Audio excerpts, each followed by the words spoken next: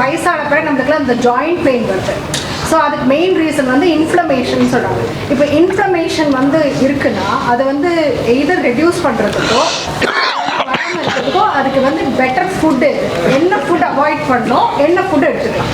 இல்லை, பேசிக்காக ஏஜிங்கில் வரக்கூடிய இந்த மாதிரி பேக் பெயின், ஆர்த்ரைட்டிக் பெயின் வந்து இன்ஃப்ளமேஷன் கூட ரெண்டாவது தான். முதல்ல வந்து என்னென்னா தேய ஆரம்பிக்கும். லேசாக வந்து நம்மளுடைய பாஸ்சுரல் வேரியேஷனால் நம்ம உட்காந்துருக்கிற பொசிஷனு, நடக்கிறது, நிற்கிறதுல வந்து சில சமயத்தில் மைல்டாக தேஞ்சு இப்போ பேக்கு கழுத்துலலாம் வலிக்குன்னா அந்த டிஸ்க் வந்து ஒரு 1 mm 2 mm நகர்றது, இல்லை அந்த டிஸ்க் பல்ஜ் ஆகிறது, இதெல்லாம் இருக்கும்.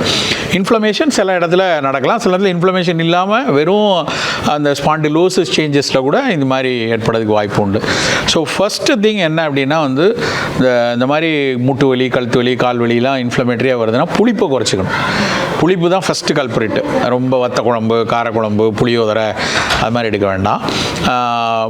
ப்ரோ இன்ஃப்ளமேட்டரி இதுன்னா ஆன்டி இன்ஃப்ளமேட்டரியாக நம்மக்கிட்டே நிறைய இருக்குது. அதில் ரொம்ப பெஸ்ட்டு வந்து மஞ்சள். மஞ்சள் வந்து one of the world renowned accepted anti inflammatory, அதை எடுத்துக்கொள்ளலாம்.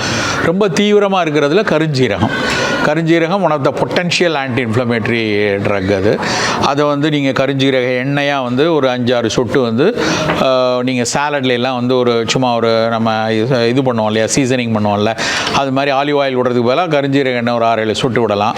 இல்லை அந்த ஸ்மெல் கொஞ்சம் பெட்டிட்டாக இருக்குன்னா நீங்கள் அப்படியே டேரெக்டாக எடுத்துருது. ஏன்னா one of the best oil வந்து கருஞ்சீரக எண்ணெய் இன்ஃப்ளமேஷன் குறைக்கிறதுல. ஸோ அதை எடுத்துக்கொள்ளலாம். பெரும்பாலான வியாதிகளுடைய துவக்கம் வந்து இன்ஃப்ளமேஷன் தான். அது கேன்சர் வரைக்கும் எடுத்துக்கலாம், காய்ச்சல்லேருந்து கேன்சர் வரைக்கும் எல்லாமே இன்ஃப்ளமேஷனில் தான் ஆகும். ஸோ இன்ஃப்ளமேஷன் நிறைய விடாமல் பார்த்துக்கணும். ஸோ எது ப்ரோ இன்ஃப்ளமேட்டரி, எது ஆன்டி இன்ஃப்ளமேட்டரி அப்படின்னு ஒரு புரிதல் இருக்கணும். ப்ரோ இன்ஃப்ளமேட்டரிலாம் பார்த்தீங்கன்னா எண்ணெயில் பொரிச்சது, ரெடி டு ஈட் ஃபுட்டு, ரொம்ப பாபக்யூ பண்ணி ரொம்ப இதாக கார்பனைஸ் பண்ணி சாப்பிட்றது, அதெல்லாம் bro inflammatory. Fruits, salads, soups, இந்த மாதிரி விஷயங்கள்லாம் ஆன்டி இன்ஃப்ளமேட்டரி. காமனாக ஒரு சின்ன ஐடியாவுக்கு சொல்கிறேன். அப்படி வச்சு ஸோ நம்ம சாப்பிட்ற உணவில் இந்த பக்கம் ஃப்ரைடு ஒரு பொட்டேட்டோ ஃப்ரை ஒன்று சாப்பிட்றீங்கன்னா இந்த பக்கம் கண்டிப்பாக ஒரு சாலட் இருக்கணும். இந்த பக்கம் ஏதாவது ஒரு டீப் ஃப்ரை பண்ணியிருக்கீங்கன்னா இங்கே ஒரு ஜூஸ் இருக்கணும். ஸோ ஒரு நாளைக்கு சாப்பிட்றதுல எவ்வளோ ஆன்டி இன்ஃப்ளமேட்டரி. காலையில் ஒரு ஸ்மூதி சாப்பிட்ருக்கோமா, ஓகே. காலையில் ஒரு சாலட், மத்தியானம் சாப்பாடு நல்ல ஒரு சாலட் இருக்கா, அது ஓகே. ஒரு சுண்டல் இருக்கா, ஓகே. ஐயோ காலையிலையும் பொட்டேட்டோ பொரியல், மத்தியானம் வந்து கத்திரிக்காய் வதக்கியிருக்கோமா, வேணாம். அப்படி ஒரு சின்ன அண்டர்ஸ்டாண்டிங் நமக்குள்ளே இருக்கணும். ஸோ ப்ரோ இன்ஃப்ளமேட்டரியை குறைச்சி ஆன்டி இன்ஃப்ளமேட்டரி எடுத்துக்கோங்க. நீங்கள் கேட்ட கேள்விக்கு புளிப்பை குறைச்சிக்கிறது, மஞ்சள் நிறைய எடுத்துக்கலாம்.